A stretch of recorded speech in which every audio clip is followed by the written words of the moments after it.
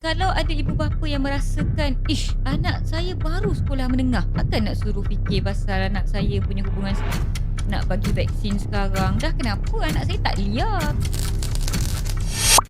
Dia ada mitos yang mengatakan betul ke HPV ni menggalakkan hubungan seks? Ha, Itu memang mitos lah. Sebenarnya HPV ni dia tak menggalakkan hubungan seks. Dia lebih mencegah exposure sebab kita tak boleh tahu bila orang tu akan start hubungan seks.